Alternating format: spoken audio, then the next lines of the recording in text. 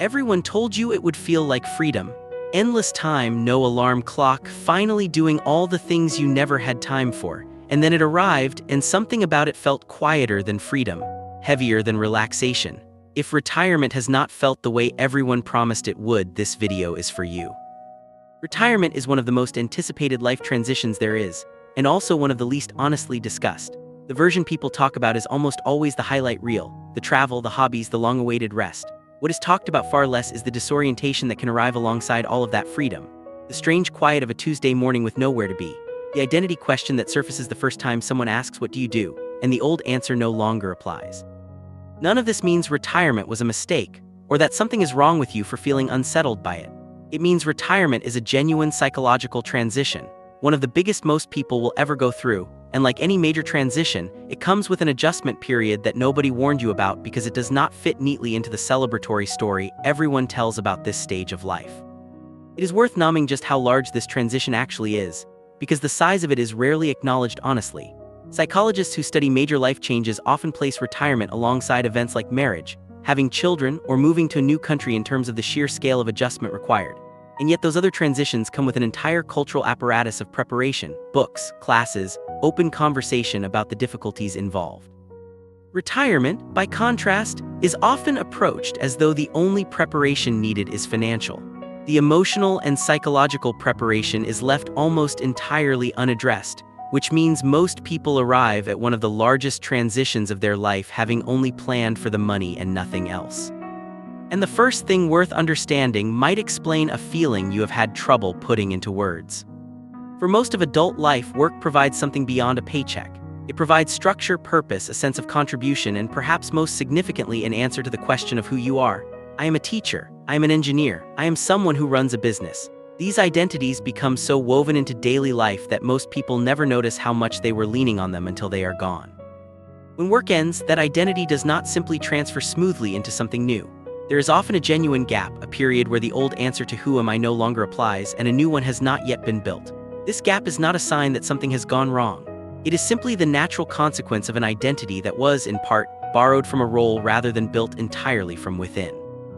Understanding this makes the disorientation far less frightening, because it reframes it as a completely normal stage of a real transition rather than evidence of a problem. A working life, whatever its frustrations, provides an enormous amount of invisible structure, a schedule to follow, a reason to get up at a particular time, a rhythm to the week that distinguishes a Monday from a Saturday. This structure is so constant throughout a working life that it becomes essentially invisible, noticed only in its absence. And that structure disappears all at once. Many people describe a surprising and uncomfortable freedom, days that blur into each other, a loss of the natural markers that used to organize time. This is often mistaken for laziness or a lack of motivation, but it is neither. It is simply what happens when an external structure that provided rhythm for decades is suddenly removed, and a person has not yet had the chance to build a new rhythm of their own to replace it. Building that new structure deliberately, rather than waiting for it to arrive on its own, is one of the most practically useful things a person can do in this stage. And this next one explains a specific kind of loneliness that catches many people by complete surprise. Beyond structure and identity, a working life typically provides something else that is easy to overlook until it is gone: a built-in social world. Colleagues you saw daily, casual conversations in hallways and break rooms, the low-level but constant social contact that comes from simply being around other people regularly, even if none of those relationships were especially close. When that ends, the social contraction can be significant, and it often happens quietly enough that it is not fully noticed until weeks or months later, when the absence of casual daily contact starts to feel like genuine isolation. This is a real loss, deserving of real acknowledgement, and it is also a solvable one, but solving it usually requires deliberate effort, since this kind of casual social contact does not tend to simply reappear on its own the way it did during a working life. It has to be actively rebuilt.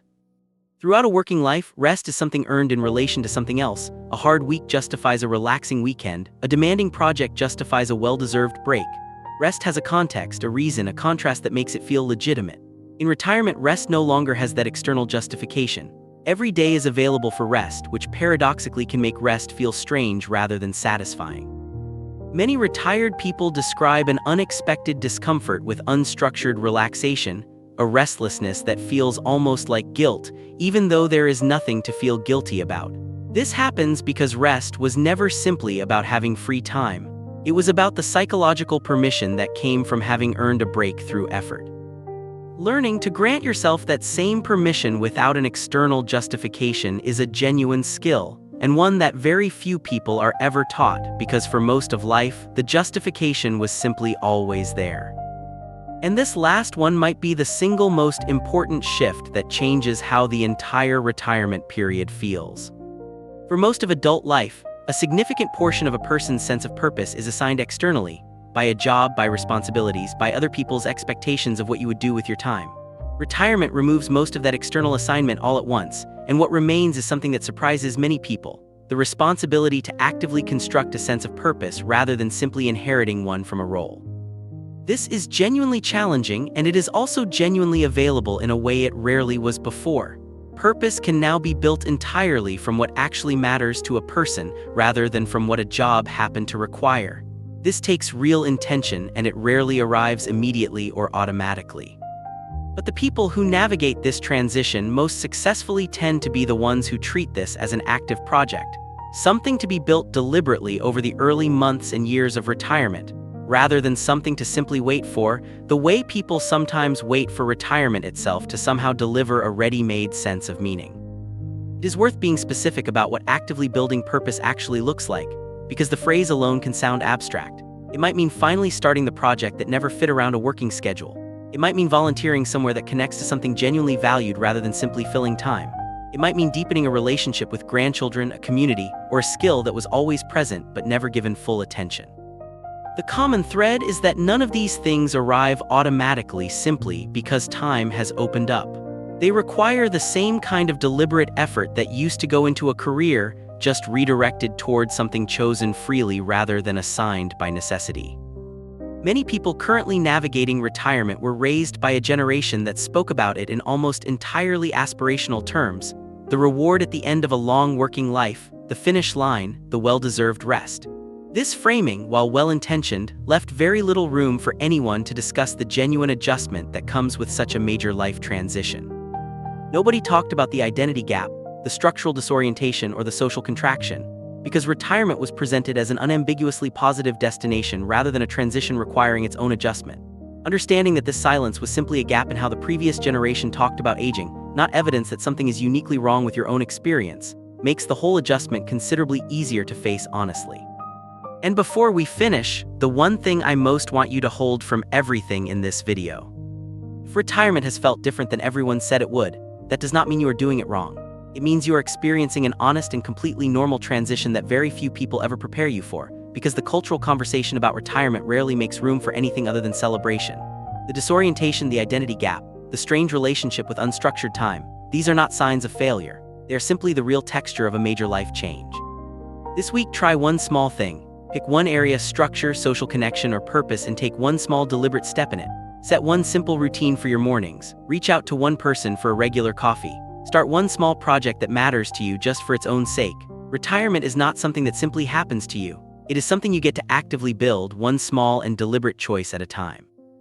If someone you know is navigating this same adjustment, share this with them today. Sometimes knowing this feeling is normal is the most helpful thing of all. Take care of yourself, and we will see you next time.